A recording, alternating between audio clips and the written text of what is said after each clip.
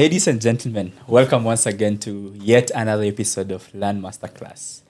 We believe that when you're able to learn, soon that L will be silent and you'll be able to earn. And it is my duty to just ensure we are having holistic conversations that are able to spur purpose, business, and growth for the young people. And today I am more than excited to have friends and brothers who are trailblazing the fintech space, and they are here to just help us see the other side of how it looks like running a startup in Kenya, in East Africa, and Africa as young people. Welcome, gentlemen. Thank you very much. Good. So we'll start with introduction, just telling us your name, what you do, and all that. Okay, so I think I'll start. Yes. My name is Ronald Ngoda. I'm the founder at PayHero Kenya. I'm also a software developer, okay, as on the side, okay.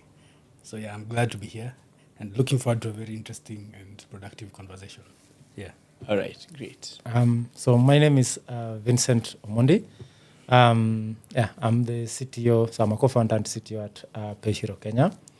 On the side, I'm also a data and a software engineer. Yeah. Okay. Seems like everyone has on the side. All right. On my side, I have water. Anyway, really cool. We always begin this conversation with growing up as a child. Did you see where you are right now? What are your childhood dreams as a kid growing up? We'll start with Vinny. So I guess for myself, growing up, of course, in a million years, I never thought I'd be doing startups. My mom still calls it kibarua. Okay. I wanted to be a footballer. And I remember my dad had to beat the shit out of me to make sure that football won't put food on your table. Okay. And then I think an event happened around when I was in class 7. I think I was watching The Matrix. Then I saw in the movie there's like a lot of things that are sort of like moving across the screen. I'm like, I want to do that. Then I looked around and I was told by a cousin of mine that, that's software development. Oh. And I was like, software development, what's that? Then he told me, okay, you have to, it's computers, so it's how you communicate with computers. So I remember from class 7, I started by doing my, I believe my certificate, like if you go to the cybers back home, you always find like people learn certificates. Class 7? Yeah. I did my certificate. Which village? All right. Okay. All right. So I went in class 7, I was not really even learning certificate in computing, but I was playing Mario. So we got there, I'm telling my mom I'm going to kind of like learn. But when I got there, I'm playing Mario. I remember this Dangerous Dave. And that's for me generally what kind of pinged my interest in computing. I'm like, okay, I want to learn how to create this kind of stuff, this very engaging stuff. And I guess that's kind of spiraled how my life turned out. I went to high school, I believe, I did computer in high school, went to college, did economics. But that love that I had, let's say, that very first, I believe, experience I had with the Matrix, I was like, I gotta do computing. So just started to teach myself. So I taught myself how to program. And I believe that's how even we crossed paths with him. And we landed in Nairobi and we're like, you know what? Let us do the most craziest thing that you can tell you, that you have a degree, but you're going to tell your parents that I want to do a startup. Oh, okay. Then they're like, you explain, they're like, they look at you like, okay, kibarua. Yeah, so I guess that's basically how I All right. So from class 7, watching The Matrix, and you see things going up and down, someone tells you, yeah, that looks like software development. Yeah. All right. Okay, so I think for me, I didn't watch any Matrix. Okay. I watched someone. And that is my brother. Okay, so I think also started at an early age in class 6, 7, 8 there. So back in primary school, my brother was the cheeky one. Okay, me, I was the silent one. So we had a cyber cafe in our locality. So I used to go there. It sometimes miss school. You go to school and come back in the afternoon. Okay? So yakuwa narudi. So alikuwa anaenda kwa cyber to play games and just be cheeky. So jioni, you will be told you go back where you are when you're not in school. It happens a lot. Yeah. So with that, for me, I was just that obedient kid. I was like, nah, I don't want to get in trouble. Okay, but at one point, now when we were in class 8, I started joining him now, but over the holidays, okay, just to see what is it this thing that he's doing, these games that he's playing. Yeah. Now in the process, we got, because they were teaching other people, packages. Those are the things back in the days in 2010. Yeah. So they were teaching people packages, okay. So we ended up learning in the process, okay. Just as volunteers, we could just volunteer there to wash, to sweep for that guy, the cyber, and we would just learn for free, okay. Then we graduated. Then we could also help him when he's not available. We could teach other, newcomers who are coming around and help around with the office work, printing papers and stuff like that. So that curiosity for computing started there, okay. So then I got this interest, and I was like, this thing seems very interesting, okay. Now joined high school. So now I know packages, I know computing. So in high school, the school I went to had computer also. So same case to him. So I was very sure this is what I'm going to pursue because it was very interesting. I didn't care about agriculture and all those other things. Yeah. So I knew. So I pursued computer, ended up being the only one in my class doing computer, okay, because everyone else dropped it. Okay, they were too lazy to deal with all Which that. school is that has lazy people? Okay. On a light note. That's Chavakali High School. Oh, okay. So in my particular class, okay? Yes. So because That particular our computer stream. teacher was very strict. The notes, when he gives you notes, you have to write the next class. So people are not doing those things. So he would kick you out. That's it. You are gone. So he kept on eliminating until everybody went, and I was the only one left in my class. So joining with other streams, now we had students from all over. So I did computing, now interacting with databases. That is MS Access. Yes. Now creating databases for just the desktop computers. So then that time now Facebook has come up.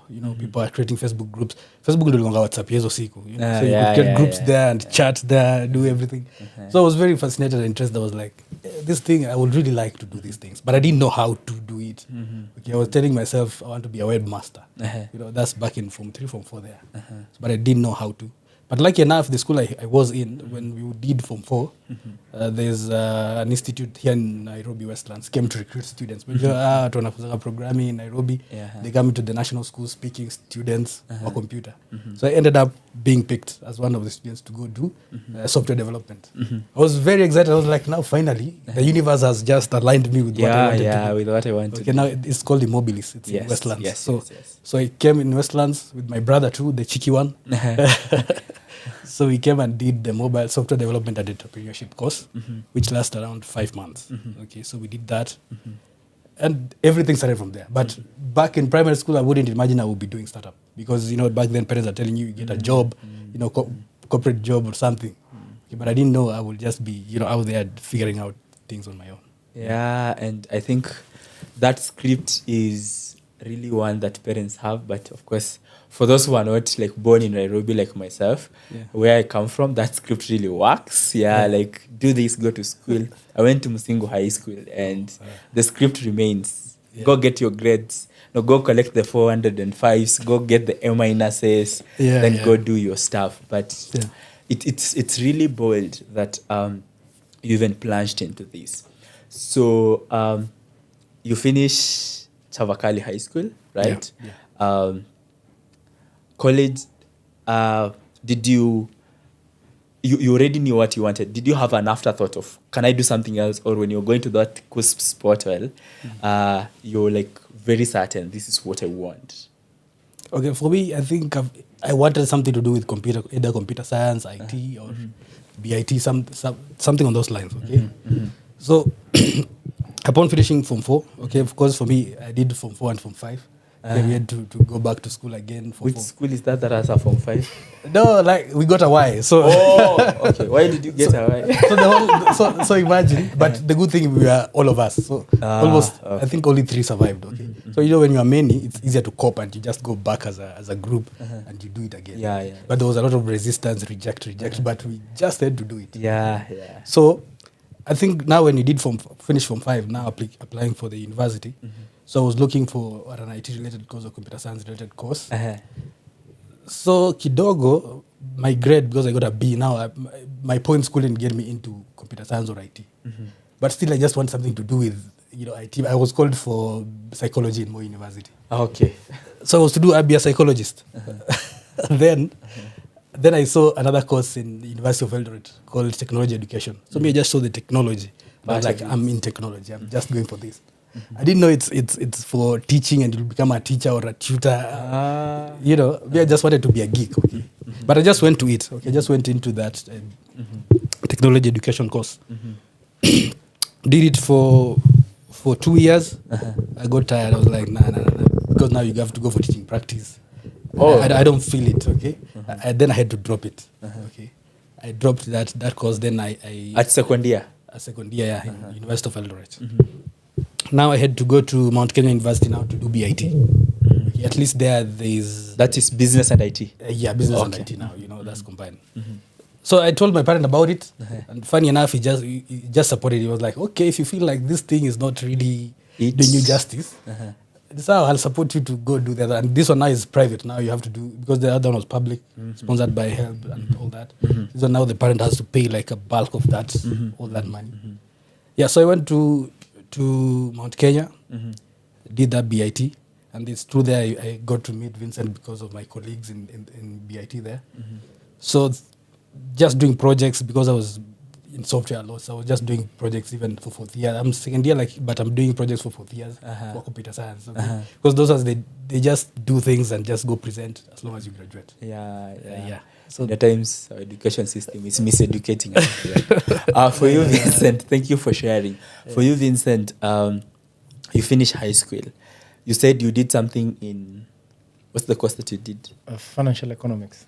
Economics. Yes. How did you find yourself there? Because right now I'm helping ex-candidates who are trying to find their courses. And I knew we were confused during our days, but this generation, in terms of career, guys, kwanza hawana marks. 2, hawajui wanataka nini. So you're like, how can I help you? And parents are just going through a lot. So pray for parents.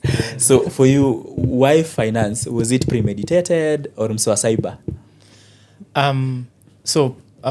For me, I guess it was a mix of sort of like what I loved, versus I think like I was sort of like having I believe like I was creating my mini revolution against my dad.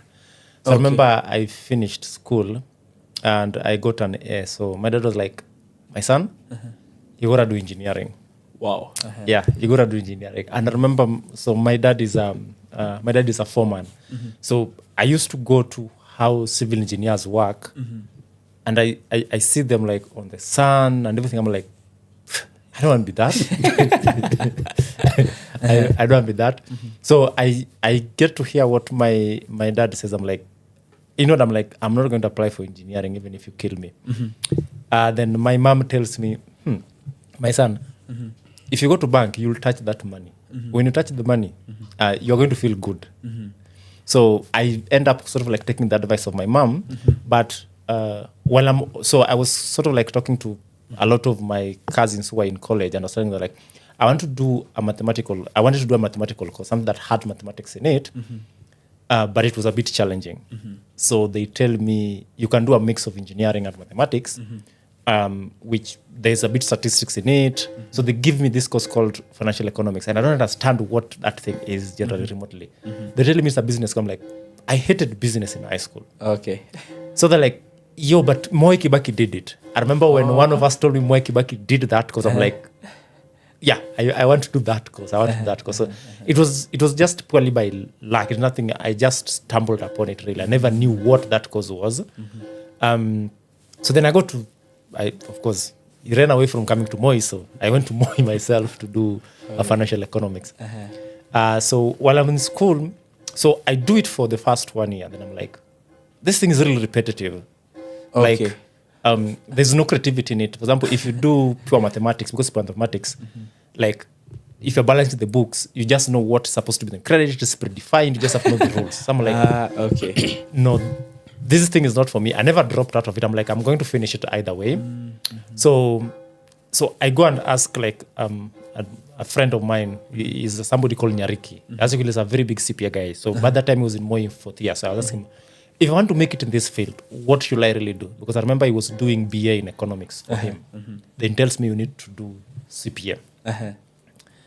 So I go to CPA. I do CPA 1. Then I remember in second year I do CPA 2. Then they bring a problem that I have no absolute idea.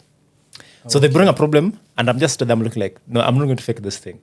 So I just stand up, and I just walk out. I remember the lecturer was there, just literally just laughed like, yeah, because You're I saw walking out of CPA exam. yeah CPA 2. I literally just stood up and just went out like, you know what, I'm done with this stuff. I don't want to do this thing anymore. So for me, that's when I was like, okay, so what can I do? I'm not going to drop out of this because my dad will literally kill me. If I go tell him like, you know what, Dad, I want to drop out of something else, like, yeah, he'll literally just probably murder me. So I'm like, okay, I still gotta finish this, but I have to find something that I love. Then I remember on the side, I was learning kind of like VBA, so like databases, like MS Access. MS Access is the thing that made me love programming. So that is on your own? Now on my own. Okay. Yes. So I started looking around, how can I advance my MS Access knowledge and sort of like become like a full-time, sort of like at least understand the concepts of programming. So for me, how I came to be is that, so our library, where our library is in Moi University, there's a school for information systems, so where they do IS. So I used to hop into their classes. So I just go into the classes, sit there, listen to terms I don't understand, and at least I understand. I hear Python. I hear what is Python. Is that a snake? What is that? These guys are learning. Then I like, oh, that's a programming language. So when I had Python and I thought it was a snake, then some guys told me actually a lady told me that's a programming language. I'm like, okay, I'm interested to know what that thing is. So then I tried to look around. Then I stumbled upon edX. So, or it's called EDX. Yes, I've seen it, yeah. So I stumbled upon edX. Then they were doing a MicroMasters. One of the courses there was Python. So then I tried to do it. Then I sort of enjoyed it because there was a bit of creativity. You're creating games. So I'm like, okay, I love now. This one looks fun. So I was like, okay, for the next 3 years of my life, I'm going to do these things. My day job is going to be probably learn financial economics. My night job is going to be do through edX and become good at programming. So once I become good and I felt comfortable, I started joining, I believe, events that this tech guys goes to. Because me, I'm not a normal techie. I'm a finance guy. Then I met a guy who later sort of like made me sort of meet Ron. So yeah, I guess for me that's how that path. Lots of came. meanders. Yes. And it seems like where we are right now as a generation, it's not the way we were programmed. Like, my dad is a teacher and he has died being a teacher. Okay, he has given himself fully to it. Yeah. At times he doesn't want to go to work and he tells me, but you see, they have my pension. I have to go there. But I think we are a breed of a different generation that we are like, this is what I want. I would rather go for that than staying stuck. And I think it works when you find your sweet spot. Personally, I wanted something close to medicine. I found myself in public health. Right now, I'm a counseling psychologist. Right now, I'm a podcaster. Anyway, you get that point. Like, we keep finding ourselves, which is a very good avenue for us. Ron, before you even come to Pay Hero and what you do and everything, tell me the first point you thought of selling. Thought of selling? Yeah, selling anything. Okay. So as I had mentioned earlier, while I was still in second year, I used to do projects for 4th years. Okay. That's the first entrepreneurial experience, okay? Because they would pay me some chums here to do for them the projects, okay? Now because they don't have, and I was wondering, okay, people are doing computer science and they can't really do a project. While me, I'm just here a struggling education technology student who doesn't even know what they want. Okay, but for me, it was because of the passion I had, because I used to do a lot of coding on my own in my room, just najifungia kwa bed sitter kangu, in campus you just na bed sitter. Yes. I was because I'm introvert by nature, so people could not see me. Okay, I'm just indoors. Nitatoka tu usiku nikienda sukuma yangu pale nje na nirudi kwa laptop bag hivi. Yeah. Kumbe ni sukuma, okay. So that experience of because they would refer each other. Okay, so if I do for this one a project, they'll tell another one, and I'll end up doing for many people projects, okay, because they were doing just basic things like a school management, hospital management, basic things, just crude operations inside With that flow chart, I've seen those a lot, so that's where I started getting pocket money from. Okay, so I could survive on that kind of thing. Yeah. Sold anything before coming to like now the tech business? Yeah. I remember, so when I was in Eldoret, and so you sort of had to leave. So for me, I was like, I couldn't stay. Like, if you come to Moi is really remote. So I decided to kind of move away from Moi and sort of become, I came to Eldoret town. So I was staying, actually not even town, I was staying in some place inwards. Iten. It's really, really remote. So basically what I was doing was I was mostly selling electronics.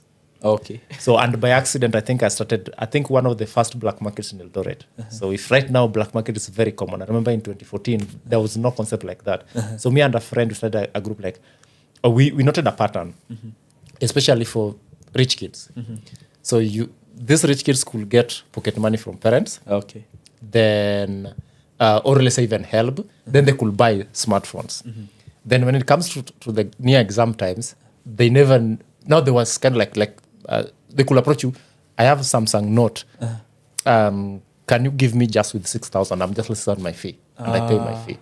So when we saw that with a friend of mine, we're like, this is really a business opportunity for us. So how can we now? Because what we did, the friend of mine, I never bought it, but a friend of mine bought it and resold that thing for almost, I think, 30,000. And I remember I talked to my dad. And I told my dad that next semester, I remember that time I was still staying in hostel. Like it was my kind of like my first semester. Yes. Until next semester, I needed to give me one favor. Just give me 6,000 Kenyan shillings. Don't ask me what it is for. Just give me that money. And for some reason, sijui kama ni nature, ni Mungu or nini.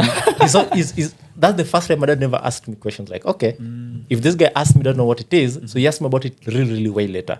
So it gave me them, okay, when you start, this is that you're going to have. And I remember I bought, there was Idios. So I bought like almost 3 Idios phone. That time it was really good. And for around 2,000, and I resold them for around 10 and 9. So for me, that's the very first thing I was like, there is a business opportunity that you can generally do. And we created sort of like the first Eldoret with the friend of mine, black market, which you could now allow people to, if you want to sell your stuff, go list it in the Facebook, the Facebook page, and people can sort of like buy stuff and sort of sell stuff. Yeah, so for me, that was the very first time I got into selling, and like probably I'm entrepreneur. I never knew it at that time, but I like, yeah, looking back, probably that was entrepreneurship in me. Good. I think the reason why that question is important, it's because there is no business without sales. Yeah, like if you do not have someone to sell to, probably you're just socializing with capital. That's my thinking. Pay Hero. Before Pay Hero, what was did you get a job? Have you worked on someone's work, Rowan? And what is this thing that then makes you to feel like I want to take this path? Okay. So I think for me, my journey has been a bit different because I started Bay Hero before even getting into employment. Okay, formal employment, really. Okay. My first attempt at employment, okay? So Bay Hero, I started it back in Eldoret, but it didn't start as Bay Hero, really. Okay. It started as, because while in the hostels, and because Shahamam, you're outside, you're staying, now you're dealing with landlords now. It's not the school. Yes. Yeah, so kichelewa rent ni hivyo na caretaker na kufungia nyumba. So it started, the idea started from there now because I saw how this experience was with the caretakers, and the payment experience there, okay, was very painful. Said that you could pay because you have to pay, take the message again, forward it to the caretaker.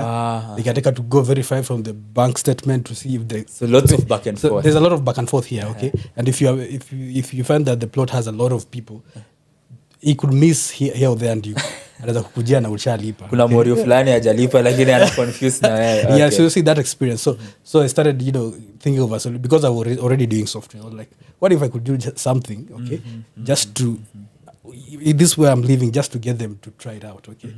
So I had to opportunity to talk to the landlady. She was a landlady, and I talked to her, and she agreed they could use it. So I had just to sacrifice my pocket money to buy a hosting and domain to put it there so that we could try it. Okay. Yes. So it was very simple. Just list your tenants there, put their rent, and they could pay, and you could see the money reflect via M-Pesa, because at that time I had already played around with M-Pesa, Daraja integrations.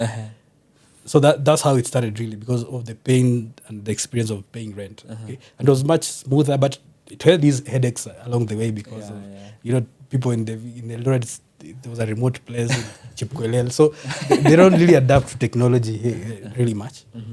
But now that was just part of it. Okay, so getting into employment now, I get to meet someone, a guy in Nairobi. I didn't even meet him. I'd never seen him because I'm in Eldoret, he's in Nairobi. So he saw, because I used to post a lot on Facebook about, because as a developer, the only way you can market yourself is speak out about your projects, what you're doing, and that's the only way you can market yourself. But if you just lock yourself in the house, so for me, I was an introvert. I couldn't do it physically. I was posting a lot. Yes. So I used to post on Facebook a lot. So there's a guy in Nairobi who noticed it, and he wanted a project similar to whatever I was doing. So he wanted his own project created. So then we link up with that guy. Okay, he comes to Eldoret, travels all the way from Nairobi to Eldoret, comes to meet up with me. We discuss the project, and I agree I will do it for him. Okay, so we become friends from there. Okay, he's called Dennis. Right? If he'll watch this episode, wherever you are, you're the one I'm talking about. So Dennis comes all the way to Eldoret. Then we meet, we do a project. Later on, we also do another project with Dennis and Vincent as well. So, but he's the one who introduced us to employment. Me personally, I don't know if Vin had already been in employment, but he was working at Posta. Okay, this Posta GPO. Yes. So he was working there. Then for some reason he got an opportunity at Safaricom. So he went to Safaricom and told the boss at Posta, I know a guy who will come to replace me, because he was working in IT. Then he recommends me. Okay? Yes. So I had to travel, move from Eldoret in Nihame na kila kitu, come to Nairobi. I've never been really properly in Nairobi alone, because the time I was here, the time I was in Immobilis learning those software, and I was living with my stepmother. So right now nakuja peke yangu sasa. Unaanzia life wapi, Ongwaro? Okay. Okongo, inaitwa Okongo. It's almost the same name. Okongo is Jogorod. There's a place called Makongeni. Okay. So that's where I started, okay? So that's the first, test of employment. I go to Posta, the culture there. Now you have to wake up at 8, go to work, stay there till 5. Yes. Okay, so I did that back and forth, going to Posta like for a year, okay? Okay. Not even a year. Which year is that? This is 2022. Okay. 2022, yeah. Okay. 2022, yeah. So I did that in 2022.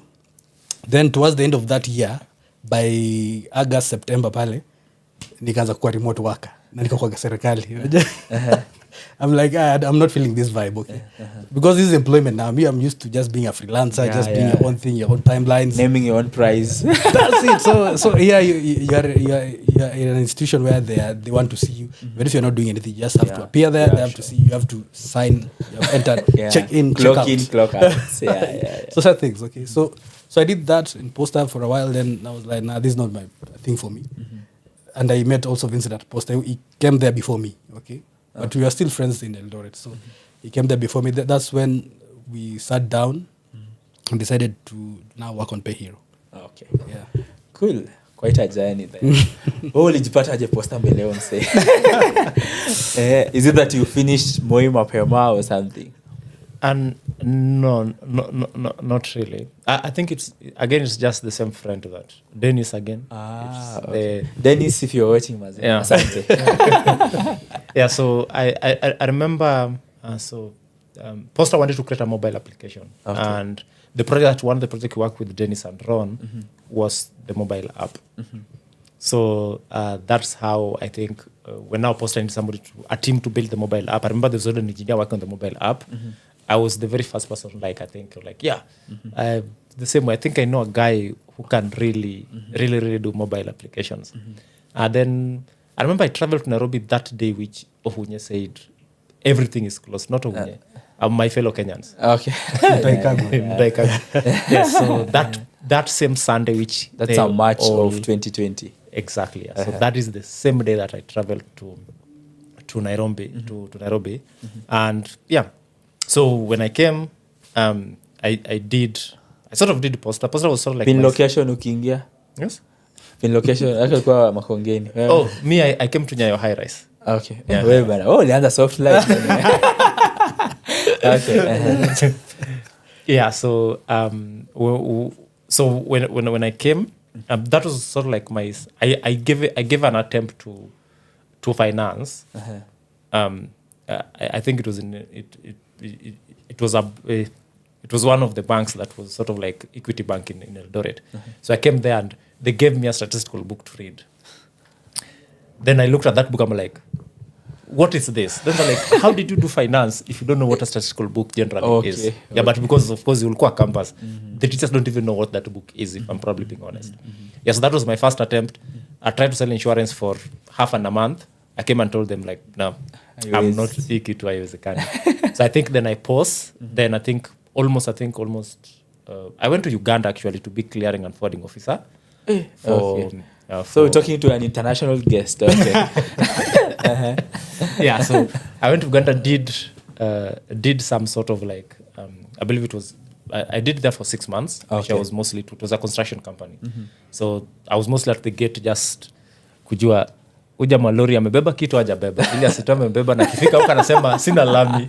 So literally majibu look check uja mama ametoka, this is the number plates. I did that for 6 months and also tried this is probably not something that I want to do. So then I come back to Eldoret and I think roughly 2 months later Dennis Calls. reaches out and say like, yo man, are you still doing programming? I'm like, yeah, sort of like part-time.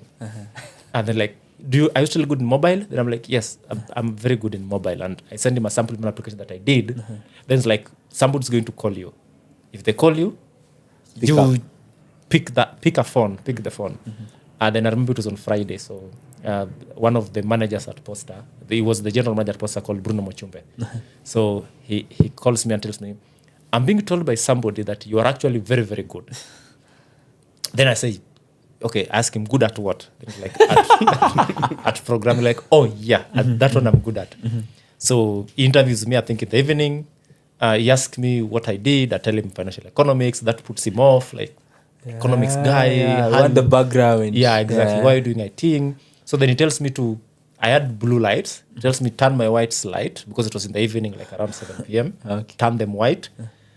Share your screen. Open your camera. Okay. Then he tells me, write this query for me. So it's kind of like a certain language. Tell me if you want a group of users, bring me those group of users. So and Like those a times simulation. there's no chat GPT. You just have to type it out. Ni wewe na commas na dots. The dots. Na kiono kiangalia hivi anambia don't look at the side, look at the screen.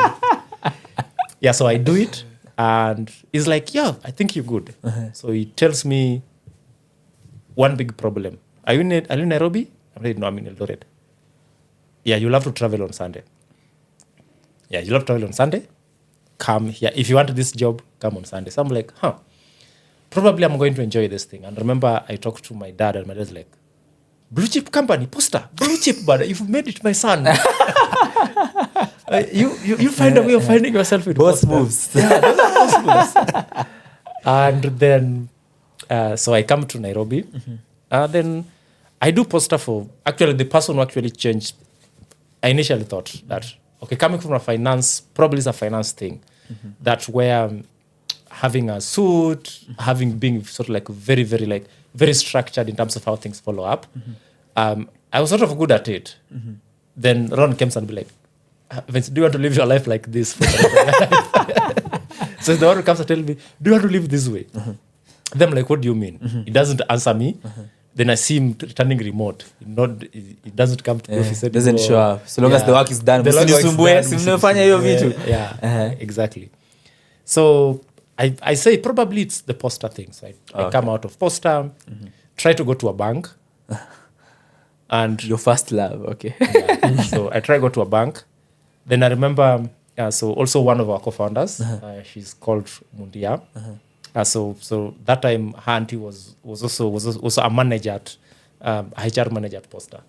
So I got two offers from a bank and from the first version of Africa Stocking, which was called SMS Leopard. So the very first thing that Africa Stocking created before they created IT. So they still have that their business side of things, which they're calling Focus Mobile. So I got those two offers. Which the bank one, the money was good. There's the sort of like the IT first version of what they were creating. The money was not very good. So I go and ask because I was very skeptical about the bank. I met engineers at bank. I'm like, I don't want to turn like that. So she advises me and tells me, okay, if you want the money, go to a bank, but you'll be static. In that, once you get less, the money is very good. It's 6 figures. The 6 figures is really, really good.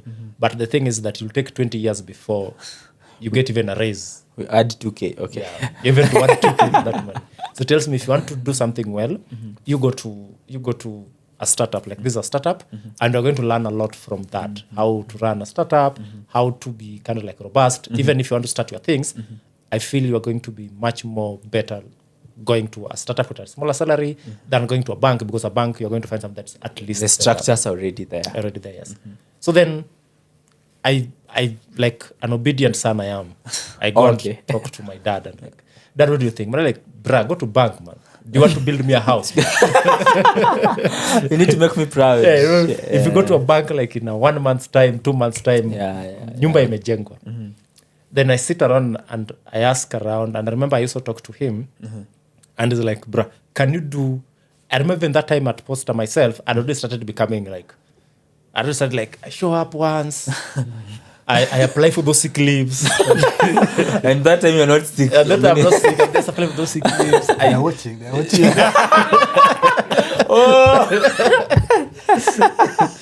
Oh, they're Okay. So of course I'm just kidding, but yeah. Literally you mean to say that the energy still just goes down. Yeah, exactly. So the energy really goes down, and basically what happens is that, okay, I decided to go to a startup, because the startup, I was able to kind of, they wanted me to go to physically, then I'm like, can I do remote? And I remember they agreed, like the co-founder of it agreed, like, you can probably do remote. Okay. So then I go to that place. I do it for like after 1 year.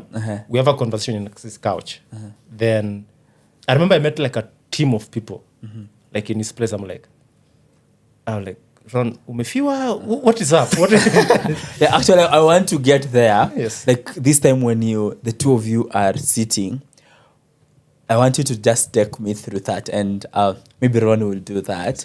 But I really get your point from just coming to Nairobi, getting this other opportunity for a startup, really good modeling who you are. Yes. Ron, tell me, when do you later meeting? What was going in your head when Kitambogi Kujeni? Okay, so I think that time I had now gone like full blown on the rental solution I was building in Eldoret now. I'm now like trying to move it to Nairobi, because now I've moved to Nairobi. I have to find clients in Nairobi now. Yes. So I have to call a team, okay, because I had a cousin of mine now, their friends. Like, we need to do marketing. That's like a marketing team for me. Okay. Now discussing strategies of how we can, market this thing to landlords. So that's it. So because Vin used to come to my house, over the weekends, we just chill and, vibe. Nothing serious. Just chilling, because akichoka huko high-rise kwao anakuja kwa hii geto yangu akuja wana huko vile maisha wana vile nateseka vile una watch TV wenyewe na kwa kwako. Yeah, so he found me in one of those sessions, just brainstorming with these guys, what to do and how to do it. Then I just told him jokingly, you could join us and we could build this thing together, because at that time I was the only software engineer there. Okay, building it, I was just the only person building, then just looking for people to market it. Okay, and at your time he had gone to this startup he's talking about, Focus Mobile. So he has some structure around it, because it was a serious startup. It was not bila kuna levels to startup. Yes. Kuna starter na kuna startup. Kuna yenye imestart na kuna yenye na start ya ukweli. Yeah, so alikuwa kwa ile ya app, so he has some structure around how to properly manage code bases and scale, building scalable software. This time the software is not really scalable. If we find 1,000 users in one day coming to it will just crash. Okay. Now I used to talk him, tell him, you could come, we build this thing. Okay, so I tried to take him into the Rentero thing. He wasn't feeling it. It was like, there's too many people in this thing. Okay, then he tells me, because now we had a service called Swift Payment Service that was now powering payments for Brent Yes, Hero. yes, Okay, so this is what turned it to be Pay Hero later on. This it was just a small service just to listen to payments, update the database about payments and stuff like that. Then it tells me this is what we can work on. Okay, we can commercialize this for businesses, entrepreneurs, and SMEs. Okay, hii kitu yako ya Rentiro, we can use it. We can just still do it. But me, I'm comfortable doing this because tutakuwa tumeianzisha and we build it yani ground up as a solid business on its own, and we can now have a good structure around it. Okay, so we talk about it and it's like, yeah, good. Yeah, but it didn't come in immediately. Okay, so I keep on building this thing. Then there's a time Like, because ukiwa solo yeah, I was still alone, yeah, just building it alone. amekuuzia idea akasema Akaka mtaniita. kwa fence, just watching from a distance. Okay? Yes. So that time I'm just building alone. So this SPS is also getting traction. Okay, so there are businesses using it because I introduced it to my friends. Friends referred each other to it. Those were software developers who were just coming to build their own solutions, e-commerce websites, whatever, and integrating payments with it. So it's like becoming a serious business now. Yes. And it catches my attention. I'm like, hey, kitu inakuwa kubwa haraka. And you know what I was building, it was PHP. So PHP is a language that I started with, and it's not really scalable, and it's can really do bad because if you're not a good programmer, it will show you dust. Okay. And Remy was doing Golang. Golang is very fast, and concurrency good at handling that, and high traffic volumes management and scaling is very good. So at one time, watu wanalipa rent. Okay. Site iko chini. The system is not working. The tenants are abusing me. Ati unalipia kizungu mingi, wewe nipe link nataka kulipa. Me, I'm trying to say, oh, sorry, you're working on this. Working on what? I want to pay. We were in a real crisis there. Okay, so that's when I talked to him. I'm like, bro, we need to do this thing. What that idea you're telling me, this is the time to come in now. Okay, and he comes in, starts building it because we started building it from now scratch. Just to get an MVP to just accommodate these people because they are really complaining because end month ndio wana traffic. Tenants wengi wanalipa end month. So hapo ndo napatanga easy times again the system just fine, but end month traffic goes up because many people are paying because you have gotten like 2 serious clients who have over 100 tenants. So imagine hiyo time wote wanakaa wanataka kulipa. So that's when he comes in and we start building Pay Hero now. Yeah, so that's how Pay Hero started, and here we are. So that is 2022. Yeah, 2023 now. Or 2023. Yeah. Vinny, why were you sitting on the fence at that point? Like you have sold a very $1 million idea and you're like, I am not coming in. And what is this that then pushed you to be like, yo, bro, we are in this together? So I think the reason I was on the fence mostly was, okay, there's a way I found out my idea as a tech guy. And probably if I'll say anything other than that I wanted to do entrepreneurship, I was lying. So I came to realize probably by accident that I was a good engineer. Okay. Yeah. I never knew I was. I just came to realize I was a very, very good engineer. And I realized that at Focus Mobile when I worked on a certain feature and it sort of like saved the business, I believe, some good quite good of chums. They're like, I'm a good engineer. Some like, I'm planning out my life. You know what? What did I do? Like some small startups, move on with this, plan my life in 5 years' time. Probably if I'm 30, I'm a VP probably at Google. I get those millions of money. Yes. Then, so that is generally what I was at the fence. I was like, okay, I want probably to reach at those level of, let's say, that level. I say I'm a VP at Google or something like that, and this is what I'm working on, let's say, for example. Then something sort of like happens in that while I was at Focus Mobile, I get a contract from it's an international company. So it's called Siphon AI. So they contact me and they give me like a very lucrative contract to do. So when I do the contract and I realized like they were giving me good money, then something funnily really happens. Like I finished the contract for after a year. Then I came back to my salary because I was doing a year and I remember my spending behavior changed drastically. Yeah. Then when I came back after when the contract was over and I came back and I was just having my Focus Mobile salary like, bruh, I'm broke. Like I'm because really, the signs have already been there. Unashika mandazi na thao. Alafu all of a sudden ni gazeti tena. So you're like, okay. Exactly. So then I also remember I did all of this project. I was being paid probably like salary that the Google people does. And I only changed my consumer behavior.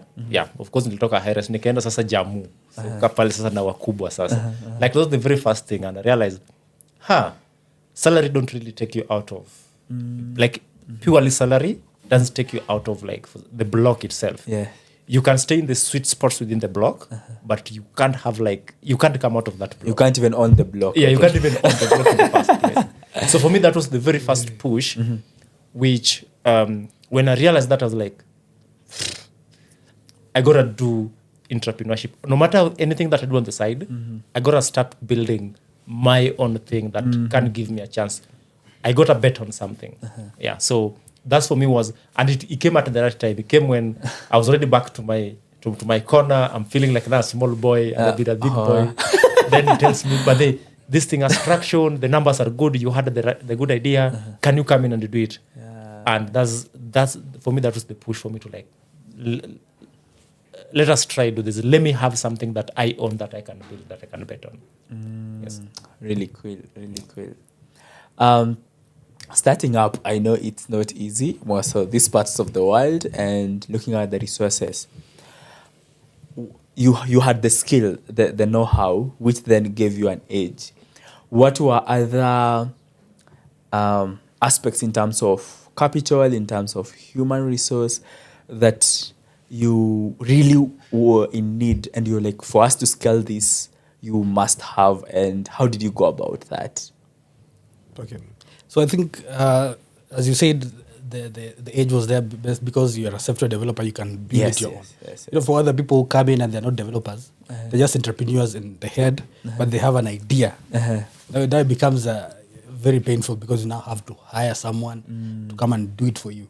Okay. But right now, me, I can control the structure, the vision of the thing, how I want it to be my own. Okay. So the only challenge is now building a product is one thing. Getting it out there is another thing. Yes. Now you need people to help you get it out there. Okay. So that's the biggest challenge now. You now have to find a team that is good at marketing, PR, and all customer support and acquisition. All those things you can't do it yourself because at first I was everything. When you're starting up, customer care, when the finance guy, you are literally doing X, Y, Z. When you're tax compliant. When the tax compliant officer.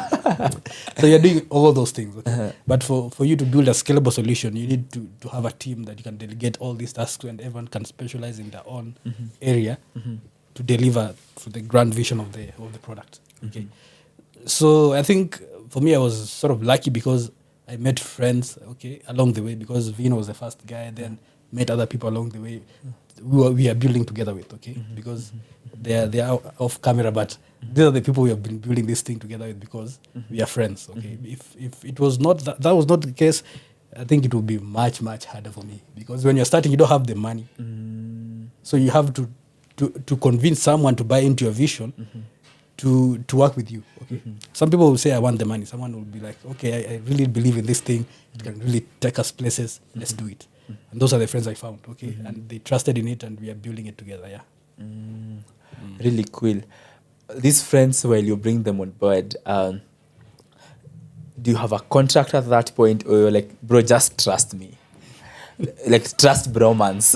Just trust that we are in this, or do you have like a dummy contract, just something to be like, when this comes in, or whether it's just verbal, because at times I feel like people start up as friends, and then it looks really convivial, everything's running, and then when traction comes and there is income and all that, then someone feels, hey, unakula mingi kuniliko na tunafanya almost same work. Yeah. I think that's where most people get it wrong as well. Because when you're friends, mnazoeana at first, there's no money. You're just doing it like charity work. But when money comes in, that's where the real work comes in. Yes. But I think for us, we started the conversation earlier on, because they knew what they wanted also. They knew they didn't want to get into something. And along the way, kuna confusion. So we started the conversation earlier on. Before even getting, we have a discussion. This is what you're bringing. This is what you'll get. You're getting. Yeah. Written and verbal. At least we have that rough idea. We know this is what we are going with. Okay, it's not just in the air. Mnabahatisha tu, pesa kikaa ndo utamua. You get it earlier on so that when the money comes, there's no confusion. Like, this is what I've brought. This is the value I've brought to this thing. This is success I've brought, and this is what I deserve. And you agree on that. Yeah. Oh, really good. That at the earliest stage, when you still are talking, Without can you have something written? without revenue, without even any revenue. Yes, we yes. just I discuss think about those things. it's important because people get long into it, and after some time, someone feels I was taken advantage of, Yeah. and we build this together. And even just knowing whose idea is this, whose vision are we building? Yes, we are building together, Yeah. but then this is the founder. This is the kusikue na confusion. Exactly. Vinny, what are you bringing to the table at that point, apart from your tech skills at that inception stage? I guess for me is mostly, and I think within the team probably is mostly from a data perspective. So I like to see things in terms of in terms of the story, in terms of what the data tells for most of the time. So I knew that's how, let's say, well, one of the things that, apart from the technical skills that I was bringing, that is one of the things that a generalist bring on board. Then I'm also a person who speaks his mind. Okay. Yeah, so I'm not a typical corporate guy, which you have to find a way of sugarcoating something. Okay. I You're say not something. diplomatic. You're a truthful man. Okay, I'm a continue. truthful man. In terms of a diplomacy test, I'll probably fail. So, but I'm a truthful man. So basically, what now that especially being dynamic with the team, being that within the team we are balanced. He's more or less of a result guy. Like, can we see the result? We also have a co-founder who's very, very kind of fine-tuned in terms of, let's say, how we do the processes. Then for me, it's purely just to speak on those results. Like, this is how they are, this is how plainly they are, this is how we are doing them, and we are failing here and there. Then sort of like we can sort of like sit back and, reevaluate. What are we doing wrong? Why are we doing it wrong? And the dynamics work well because we are... I want to think this would work even in case we were not friends, like before we started building this, because the politics will be too much. Like for us, there's no politics. Just come the way you think it, bring it the best way you think. So I think from a social perspective, I believe in terms of within the co-founders, I don't know whether that is the thing, but I'm more or less like, how do you say this? Is it the speaker or microphone? So I'm the guy who speaks, basically. Within the team. You are the amplifier. Now that this guy looks quiet, so he tells you behind the scenes, enda uambie. And you're like, guys, nasema. Yeah, sounds like the sounding board, which is really good because at times, the visionary, I work with a team myself, and at times it's hard to really just, because you love these guys so much, to tell them, we are not doing good here. So you need a Vincent in your life. All right. Ron, right now, how many staffs do you have? And have there been a time in the boardroom where things were like very hot and it's that decisive moment and one person feels this way, one co-founder feels this way, the other founder feels this way? And how do you just bring that harmony? Okay, so right now we are a very lean team. We have like a team of 6. Okay, comprised of engineers and marketing and biz dev. Okay, but out here you guys seem like okay, all right. Okay, that one is a picture of the result of all It's this the people. work Okay, they're they are putting putting in. Okay, cool. So they're doing a lot of work. You see, Yes, because yes. a lot of times you get these compliments. Someone approaching you, thinking you're this Google sort of level company. Yeah. You look at it, you're like, where? But that's where you're going. So. but that's it's good. The image is building very well. Yes. I think we are really good at building the brand image. Yes. Out there. Okay, but with that lean team, there's a lot that they are really doing. Okay, in terms of product and in terms of customer service. Okay, so in terms of decision making, yes, we've had those moments where you have to disagree on this or that thing, but we usually do a vote. Okay. When there's a very tight decision to be made, now we have to vote and the majority wins. Now, nobody will have to say, okay, I've been nimekanyagiwa chini. The majority will win. So that's the way we go. If there's a very tough decision to be made, we'll all vote and the majority will win. Okay, yeah. So it's not like a founder, co-founder thing. It's like a team thing. Yeah. Working it out, and if it works, then it works for all of us. If it doesn't work, then it works on us. Yeah. Okay, cool. I want you to break down for someone listening in what does Pay Hero do in terms of those service, and someone said you should be able to conceptualize an idea as, really as a philosopher, but communicate it as a third grader. So I want you to speak to a third grader who's hearing Pay Hero and they would want to recommend it to their dad. What will he say to his dad Pay Hero does? Because it's important. So I believe within Pay Hero, first of all, we do a lot of, there's a lot of frontiers, but we do 2 frontiers. Okay. Yeah, mostly. So we are mostly B2B. So we're mostly within the business space. So I think I'll mention it from a problem perspective. Okay. So let's say your dad owns a cyber, let me say somewhere in Shamahoho. Okay. Yeah. Where are you So coming home? Okay. Yeah. Alright. So let's say he owns a cyber in Shamahoho. Okay. And the current experience, for example, you always hear probably, if you have a dad who wants probably a business, they always come like, yule jamangu kazi ananipia. Sidhani kama hizi ndo pesa wana collect. So you always hear this problem reconciliation where a business cannot really understand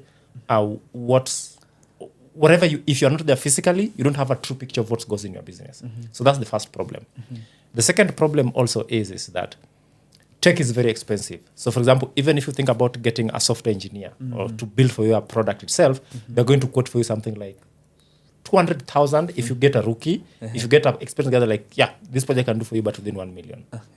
So those are in terms from that particular, the B2B kind of engagement spectrum. That's one of the things that we look like. So Pay Hero comes to bring in that gap, which is, for example, we give you a software which can help you monitor your business for free. You don't charge for it. You don't host it. You don't have to worry about the technical jargons that involves that. Then on the other side, what we generally get is that visibility. So if let's say you have 10 businesses and each of these 10 businesses, you collect money, let's say to bank and Pesa, you have like 10 different bank accounts. Within Pay Hero itself, system as a portal itself, you get an aggregation of how these your 10 businesses are doing in real time. If a customer comes and they pay, you get a real-time notification on WhatsApp or on SMS, whatever you want. Or if you want to log into the portal, you go to the portal. Like, Vincent Umwami has just paid 3,000 shillings, and this is the general M-Pesa reference. So if somebody comes to the evening and they give you, let's say, like, tuliunda 5,000, you look at people like, my guy, I can see there was 15,000. Where's the other 10,000 from? Yeah. So even from that particular perspective, so that is one frontier, which is mostly for like normal business. You can call layman business people. Okay. The other frontier is, again, I'll just come from a problem perspective. So let's say if you're an engineer, or let's say you are a business in, let's just say in Kenya, and you want to let's say to collect payments. Let's say as a business, you have a portal or a website, you want people to buy your stuff, let's say online and stuff like that. How that's going to look down for you is, if you have an M-Pesa till, you are going to go through a chase down with Safaricom for almost a week to just get credentials alone. That's just getting credentials. Then you have to worry about how am I going to integrate this thing to my portal. And the problem you're going to have is that I want to pay you through bank. I want to pay you through my bank. How am I going to pay you? I can't pay you through M-Pesa. I have money in my bank. So what generally we also do with Pay Hero is that now we come in and we consolidate for you all these integration channels. So for example, if you come and you have your till, or you have your bank you want to send your money to, it is literally just which till number it is, then which account number, and save. Then we give you a link which you can send to your clients, and when they pay you, the money goes directly to your bank. It goes to your bank account, and people can pay you through different channels. Somebody can pay you through, if they want to pay you through PesaLink, they can pay you through PesaLink. If they want to pay you through M-Pesa, if they want to pay you through everything else, and that money, for us generally, we don't hold that money because we understand how businesses are. They like, at the end of the day, nataka pesa yangu ikuwe kwa banki yangu. That money goes directly to your bank. So that again solves for you that particular problem, which is that you don't have to worry going to, if somebody asks KCB, or if you have, let's say, NCBA, you don't have to think about worrying about, integration to NCBA bank. Because that is, if I'm an e-commerce person, that is not my business frontier. My business frontier is to make sure that clients order, I deliver, I make sure they get paid. I don't have to worry about maintaining a gateway to NCBA, calling NCBA. Hey, muta amelipa hapo mbona Aija reflect. reflect and stuff like that. So we sort of take all of that from you so that now you mostly worry about your operational side of things as a business. Yes. So that you have your 15 hours to do what you need to do. Exactly. Yes. Guys, your business is losing a lot of money. Now you know where to go to. PayHero will help you to integrate all that payments in one stop. Yeah. Is that a good representation of you guys? You put it well. You did your homework well. Good. I think 15 hours. I should be given ambassadorial something. So please, HR mpange mikakati. I'm not expensive. 1 million per year. So really good. Thank you for just breaking it down because it's very important. There are very few fintech players in Kenya right now. What would you say is something that, why should someone choose you and not choose these other players? Rowan. So I think for us, what we are really good at and what we have had the customers telling us is the customer centricity and the support we give them. Okay, we are really a very robust team and we offer real-time support because one of the things when you go to any company or any platform you want to integrate with, unapatanga they have a lot of structure and bureaucracy around support. You have to create a ticket, wait for someone to reply, do all those things. It takes time. Okay, even M-Pesa themselves, the giants of fintech in Kenya, it takes time for you to get answered. You send an email, you wait for a week. Now they tell you, oh, this is wrong. Send us this another week.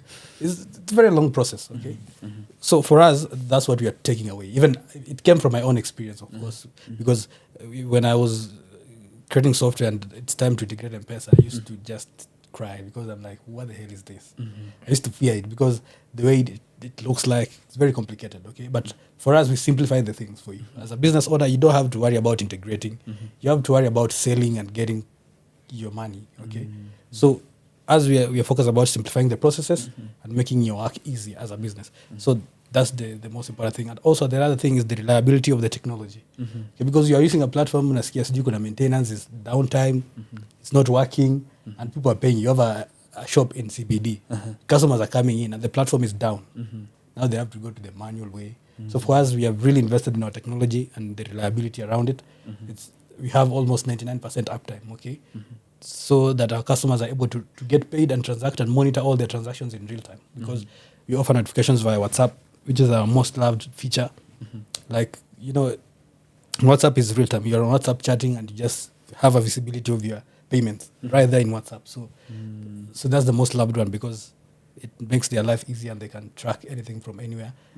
And people doing e-commerce, we have provided plugins, and also we are offering tools for them to sell quickly their products. You don't have to worry about hiring a developer to create for you an e-commerce website or a store. Just come to us. You already get a ready-to-use platform. You upload your products and sell them. Simple as that. So simplicity, customer centricity, and the reliability. That's the thing that makes us unique. Okay. All right. At times I feel that is easier said than done. It takes a lot of work. It looks simple from the outside. It takes a lot of time. And at times I feel like business structures come in between the customer experience. If I call you and you tell me, talk to my PA, honestly, I want you to talk to you, not your PA. So at times those structures, they are good, but then at times they just push away the customer in terms of everything. Yeah. So, Vin, so you get paid B2B. Is there a product for like customer to be like now you and the customer, or it's just to do business with business kind of interaction? So right now, I think it was within the works. We did our first version. Again, one of the key things that I think at least we are good at is that we do take customer feedback. So we created one of our B2C or the client-facing kind of product. And we realized we just got feedback because for us we don't fear feedback. Customer wanakuja wanatukana, but you hear that is from a point of genuinity, like they're frustrated about something. So we took feedback from our customers and realized, like, for example, the first B2B that generally we have was not generally addressing, especially the demographic of the customers that we were kind of targeting. So currently we have a mobile app, yes, and even if you're a B2C, within our application, if you come to application, you're able to receive payments directly into your wallet. So let's say if I'm just a normal customer, like minimum tunauza pale Smoky, and I need somebody to pay me directly to my phone number. So that's a feature that exists in our platform. Someone can just come, You can prompt them. They can even pay you offline because we give you kind of like a reference which you are able to collect payments with, and you get money to your wallet.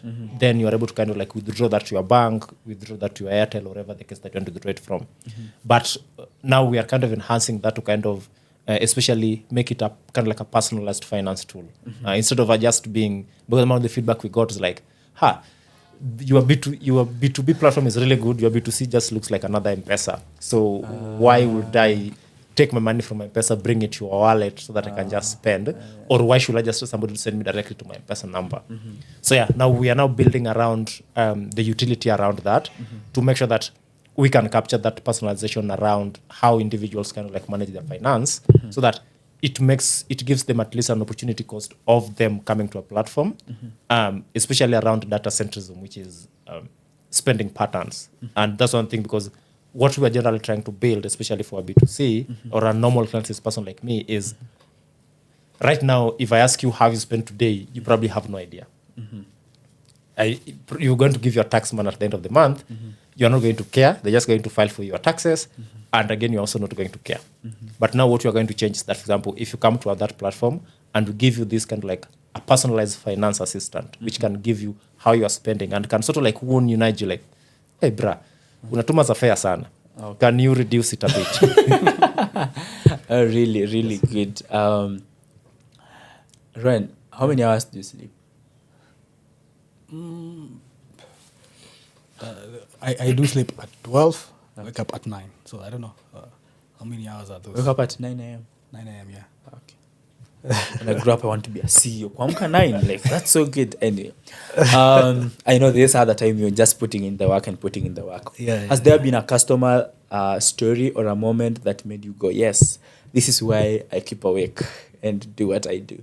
Yeah. So I think for us, in the rental platform, okay, because that's where we all started. Okay. So we got a customer who found us, okay, and we had not even advertised, we had not even done a lot of market PR. I think they just Googled and found our site and came to contact me directly, and they wanted to use the platform. And I was very sure. I was like, hey, someone can just find us from nowhere there, and went to his office, they had a discussion, agreed, and they onboarded. Okay. So this customer has never ever complained they use our services. So when you have these challenges where you feel like giving up, you remember that person. This guy found us in the darkness. So if I give up, I'm letting this person down. And they've stuck with us for over 4 years, just sticking with us all this journey and process. So I think that's just one example. But I think for most businesses, I think your customers should be your biggest priority and motivator to keep doing and being better. Yeah. Okay. I saw something you had posted that startups don't die. They die when the founder says it's dead. Tell me some of these things that are choking startups in Kenya. I think first of all is people look at startups as a means to an end. Like, okay, the grand vision is that if you start a startup, there is this chance that you're going to kind of break even. You're going to become sort of like a tri-millionaire or whatever, billionaire, whatever the case. So I do think, especially for most people around the space, it's a matter of, can I start something? Can I tell the story nice? Even if that story doesn't resonate with the class that you're serving? And can I exit as quickly as possible? And that is why I do think most startups generally die. Because I remember for us is, most people do get surprised. We don't raise. Like, I remember even there's a time when I was starting off, we were literally contributing for the server. Like, literally starting off, like, contributing for that because for us, the main problem was a problem that he saw and I saw, and he told me the story. I'm like, yes, I can resonate with that story, and there's a problem that exists. So for us, solving that particular problem kind of supersedes. If within the way we break even, and of course, I won't lie if I don't want to become a billionaire. Of course, I'm still doing it as one of the things to kind of like the end part goal. of the goal. It's part of the goal. But for us, the main thing is that what impact are we causing against finance? Because we saw tech is very expensive for businesses even to kind of onboard. And that's all like, can we address the opportunity cost for these customers? And can we also make it so that now we can break even with it? So our first priority for us is, let us address the problem. Let's worry about what the ripple effect this thing is going generally to go. And that makes us also not to kind of blindly fall in love with the solutions we come in with, because if we realize that it doesn't work, we can easily archive them and sort of like Pick it up pick it up again. Yes. So just highlight challenges startups go through in Kenya. A quick exam. So I believe one is liquidity. Liquidity. Yeah. So I believe within the culture that we have, especially in Africa, we don't have a culture which people are hungry to kind of bet on let's say, okay, Ron is building a startup. Can just some people just come and but they understand what generally we're building. That is, I think, one of them. Another thing is raising. So, example, if you want to raise, so which raising generally goes with scaling, because if you want to scale, let's say, to Africa, it's very hard to scale from the pockets. You need some people to kind of buy into that, and sort of like you generally go to venture capitalist. The next one that you're going to get is even just I believe how we are. I believe labor, how we are fine-tuned as a generation. If you come to a startup, they're not going to give you money. What they're selling you is equity. And they'll ask you, hey, equity itanilipia rent. So even the smartest people that you can generally find, because of how generally you are raised, like every person's like, bruh, the goal is simple. Finish your school, get your job, build your retirement home, get your pension, retire, you die. So when you to convincing kind of like even somebody who's like somebody who's done like something very, very good or who's very, very skilled, to get them to come to buy into the idea of a startup, I do think is very, very other like, okay, you'll hear people telling equity ni bank peke yake. Yako faith-based organizations, we don't do people call them organizations. Tuamini tuombe anyway. All right, I hear you. So the place of raise, the place of liquidity, the place of having the right guys with the right skill set, more so who have worked elsewhere, to come and you tell them, no, we're giving you equity. They're like, no, we are good. Okay. Maybe you can respond to the same, maybe other challenges. Okay. I think for me, what I look at is generally how people look at startups and solutions, okay? You find that most people are obsessed about the product. Okay. Yeah, they come in, they hype all this product, make news about it, but they forget the problem. Why are they doing this? They're not obsessed with the problem itself they are trying to solve. They even have no idea of what they're trying to solve. They're just like this shiny product that we have out there, pushing it to the people. Okay, so you find most of the times, you see a product that's been hyped a lot because they have maybe the money or the funding, but it still dies because they didn't pay keen attention to the problem they're trying to solve and the market they're trying to address. So for us here, the thing also that we have learned is that we are very keen and obsessed about the problem, okay? And having a team that is rightly fit for the problem. Because also if you're having the wrong team that is not passionate about the problem you're trying to solve, also you're on the wrong path, okay? So the team should be also in line with the problem and should be passionate about solving this problem that you're trying to address. So then the market will respond to that problem, and you're addressing this particular market and you're listening to the feedback from the market and you're building with that feedback in mind. Yeah, but having a lot of money without the problem really well thought Being out, solved. you're just chasing thin air. Yeah. I think it's interesting more so in our country. People would hype stuff and it will be tested. And after some time, whether you're financed by the who and who's, Kenyans drop you like a hot potato, like, yo, this is not working. You have seen that a lot. Yes. Be it even in startup, be it even in creatives. You can trend on TikTok one time and people test you and they're like, beyond that, there's nothing you're offering. Exactly. So really good to just be able to do that. Yeah. Vinny, it looks like I'm throwing two very hard questions. Don't worry, probably you are. Are the policies in Kenya really friendly? And if you're speaking to your MP, who is your MP? Okay, where do you come from? Seme Kibra. Like you. Why back? I come from a place called Rata. It's within Maseno. Okay. Yes. So the MP of Rata or Maseno, what will you advise them in terms of policies and how they would tweak that to favor startups? I think I I think for me, especially for our lawmakers within the country, is they need to kind of get in touch, especially with what happens, let's say, within the ground. Because I think if you take a hard look, how, let's say, policies are generally designed, and you look at the startup landscape in Kenya, it's going to tell you a very picture. If you just take a very bright look, you can make a very good guess of how you do our policies. Like, for example, look at the most founders, let's say, for example, in Kenya, in startups who've raised. You'll realize, you'll just take a look, you realize mostly, let's say, they're from the western side of the world.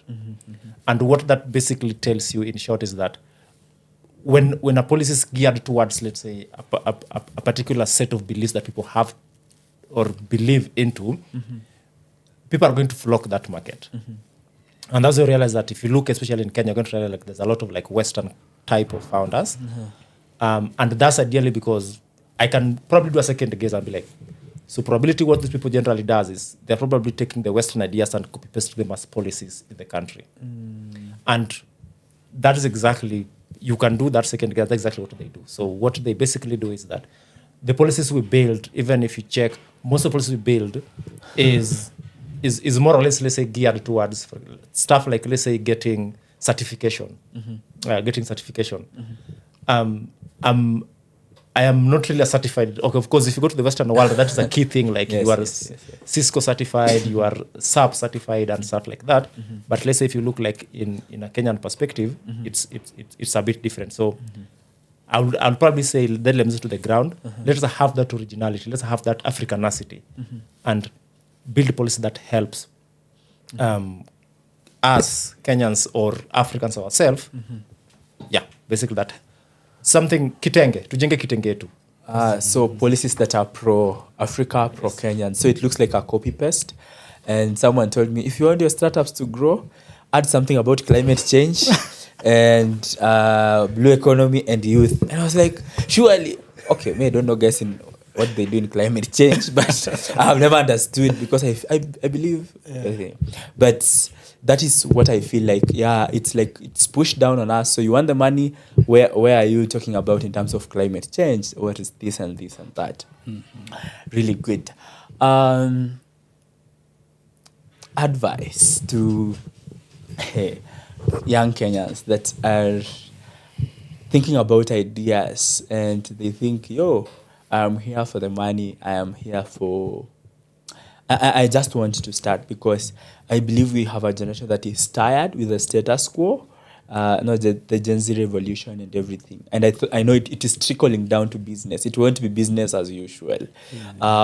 What is your advice to them? And what are these soft skills that you are like, this one you must have over and beyond your 80 degree, over and beyond your paper in tech? This soft skill as a founder, as a CEO, you have to really begin with. Okay, so I think ideas are good, and everyone has ideas out there. Okay, so you everyone dreams of these big ideas, building these big companies, becoming billionaires. But it narrows down to execution. Okay, an idea is as good as the executor.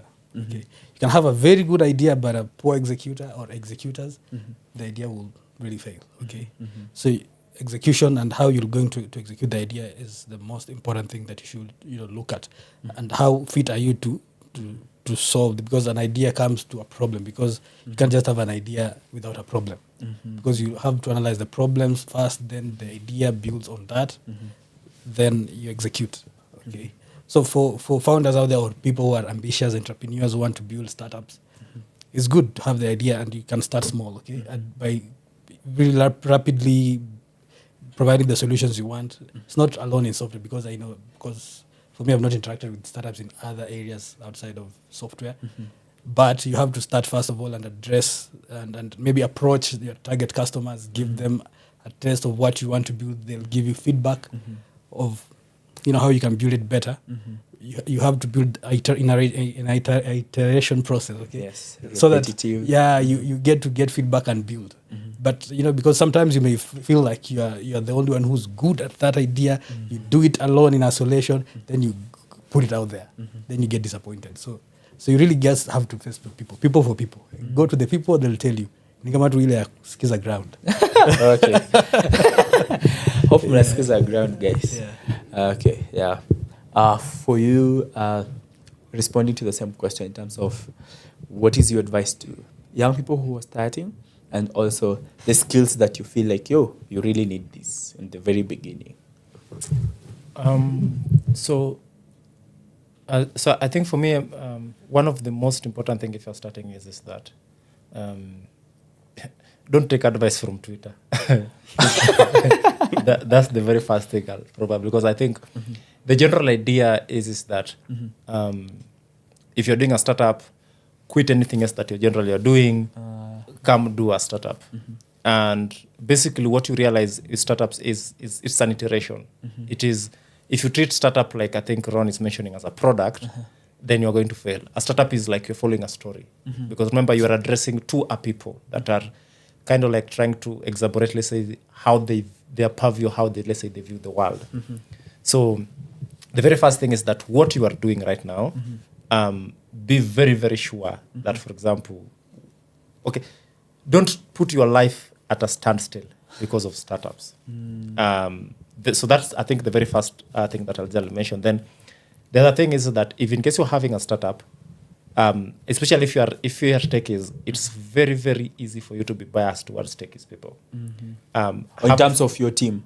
Exactly, in terms of your team. Then what you end up kind of having is enforcing your biases. If you have a very balanced team that is able to, if you go to a meeting, let's say as a founder, as a co-founder, you can sit into a meeting and probably say you have no idea what they're talking about, but you can just ask them, how do that play to a bottom line? If you don't have meetings like that as founders and co-founders or as startup founders, then you guys are sort of like feeding into your biases. And you realize that probably you weren't really solving a problem because you guys thought you had a problem, then you met, but there's no other person to kind of give you an alternative view. For example, if you are doing fintech, find a person who's very, very good in financing your team. And they can tell you, the way you guys are handling, let's say, your ledger transactions, in 2 years' time, nyi mtagonga karibu 40 million like in 1 second. Somebody can tell you that like, okay, so how can you address that from a tech perspective? For example, if you're doing fintech, yes. Yes. Then in terms of skills, there are no hard skills. Just, especially if you're doing startups, learn. Like, try to learn. I've gone to school. I won't tell people to go to school. Go to school if you have to. If it doesn't work for you, again, these are all experiences that you generally meet. But I believe the things that you are working towards have a very, very good understanding in terms of what you are addressing, in terms of two things, in terms of how that problem exists and how users are telling the story. Yes, because we never said you wanted smartphones. Yeah, but how we were behaving sort of gave somebody so that suggested that. So a user might tell you, I want a very big, I want a small computer that has a keyboard that I can tap into. Somebody can say, okay, this guy want a mini laptop. But you're like, they don't spend their time really typing. Most of the time they spend looking at pictures. There's never like, what the user was actually telling you was they need a smartphone, not really a small mini laptop. Yes. Yeah. So like, it seems like getting to the other side of the user and trying to re-experience what they would experience. Exactly. Talking about guys going to school, is there's a whole vibe and chime around. Tech guys, Mark Zuckerberg dropped out of what, and Steve Jobs. Someone said, when Maniza Shule, Mark Zuckerberg did not drop from Sigalagala Polytechnic. It was Harvard Business School. So at times I think that balance is really important so that you don't leave school now, Koshamahoho, TTI, TTC, TTs, and all those TTs, and you're thinking you'll make an app anyway. Really good. I hear you talk about learning, and one of the ways of learning is mentors. Do you have a mentor, Mr. Ron? I think that's a very tricky question. I think okay, but there are people I look up to, but not like physical people I can see. Okay. Just in the tech space generally. Those are role models. Yeah, but a mentor, someone who can one-on-one, you can yes. guide you. And nah. Role models. Yeah. Role models, Zuckerberg, of course, with the dropout thing. Please, what was Galagala? Yeah, but school is very important as well, because it just widens your your perspective on life and gives you new ideas because you interact with people from different backgrounds. So for that specific purpose, I think that's the best thing about school. Okay, but in terms of skill and okay, because in Kenya really we are not really skill centric, just content centric. Okay, so for school purposes, it's just to broaden your thinking capacity. Because if I was because me, I was raised in Chavakali. If I was to stay in Chavakali, I would probably right now be doing boda right now.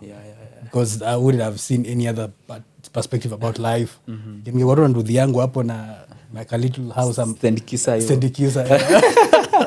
I'm good. Okay. So, but getting out, going to other places, seeing how people behave and think, also really helps. Yeah. Okay. Senior, a mentor, I'm a pia ni role model. So siga, okay. On a light note now.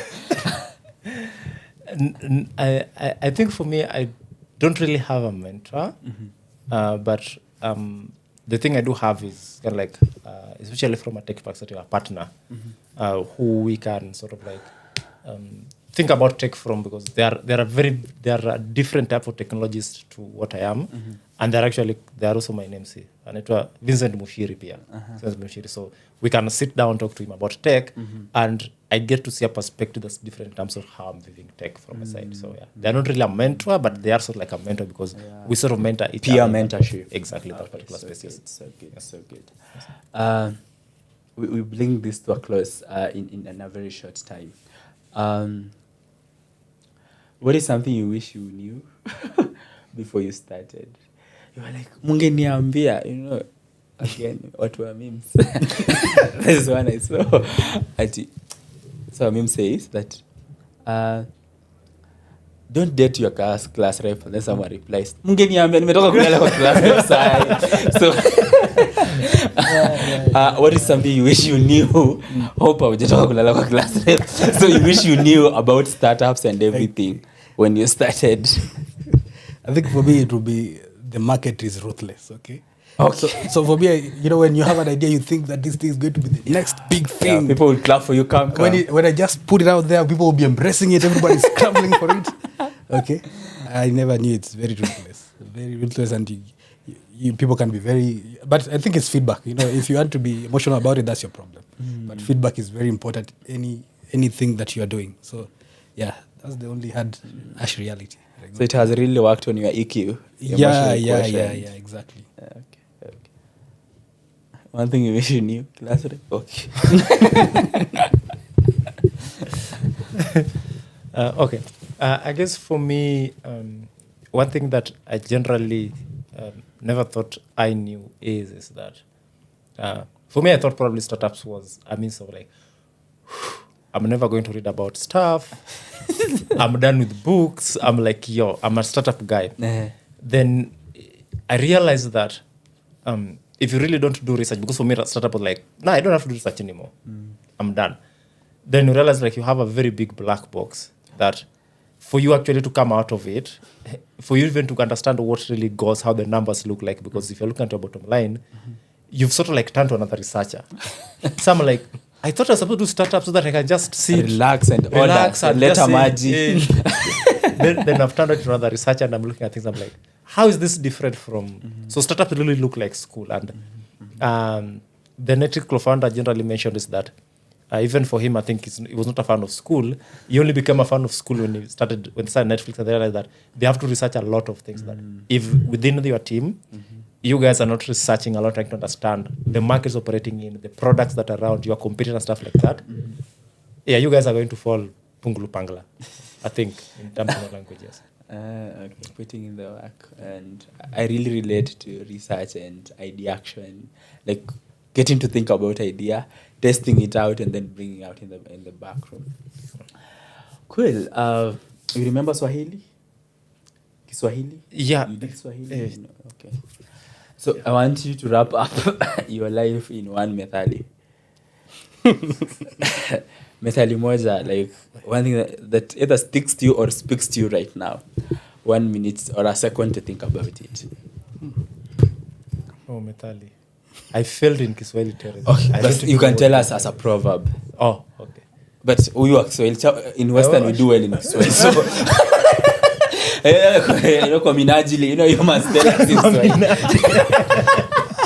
So I can allow my Luo friend, Luo is a software. So you can tell us in English, but kwa minajili, you can tell us. So you can go first if your English is here. Jamaa minajili bada. Ebu chapa minajili. I think I'll be haba na haba ujaza kibaba. So good. You know what that means? Oh, you have no idea. No, haba na haba. Actually, if I was supposed to first Swahili, that's the one I was going to go to. I was just going to haba na haba. So guys, haba na haba ujaza kibaba. Small, add it up. Yeah. Yeah. It is not until you make it to be. Hey, who come create? He's